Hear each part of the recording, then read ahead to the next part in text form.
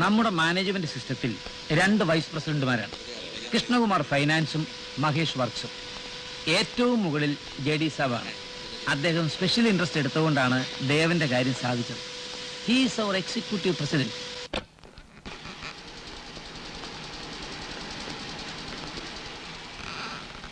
ഈ കോൺട്രാക്ടിന്റെ റേറ്റ് മഹേഷ് ആണ് ഫിക്സ് ചെയ്തത്.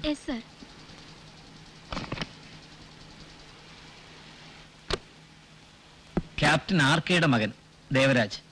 ഓ, ജോയിൻ ചെയ്തില്ലേ? സാബിനെ കണ്ടിട്ട്. I see. നിങ്ങളുടെ അച്ഛനെ നിങ്ങൾ ഇപ്പോഴും ഓർക്കുന്നു. For his honesty, bravery and for his dedication. മകനിൽ നിന്ന് അതാണ് എക്സ്പെക്ട് ചെയ്യുന്നത്. May God bless you. Thank you sir.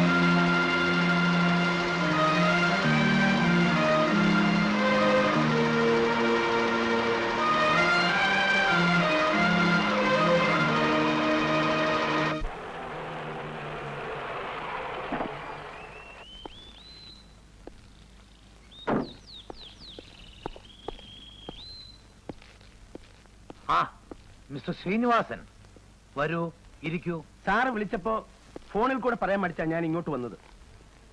ഇന്നലത്തെ സംഭവങ്ങളൊക്കെ അറിഞ്ഞില്ലേ? ആ ഫാക്ടറി കോളനിക്ക് അടുത്ത് നിങ്ങളുടെ യൂണിയൻകാർ ഒരാളെ അടിച്ചും കുത്തിയും ആശുപത്രിയിലാക്കിയിരിക്കുകയാണ്. ഞാൻ ഇന്ന് കാലത്ത് എത്തിയതേ ഉള്ളൂ. ഡൽഹി ഫ്ലൈറ്റ് 10 മണിക്കൂർ ലേറ്റായി. ഷേഖു പറഞ്ഞ അറിവേ എനിക്കുള്ളൂ. ആ ഷേഖ് ആണ് ഏറ്റവും വലിയ ശല്യക്കാരൻ. അവന്റെ ആളുകളാണ് ഇന്നലെ തല്ലിയത്. എത്ര കേസായി സാർ. സാറിപ്പോ മന്ത്രിയല്ലാത്ത സ്ഥിതിക്ക് അവനെ ഒന്ന് നിയന്ത്രിച്ചില്ലെങ്കിൽ ബുദ്ധിമുട്ടുണ്ട്.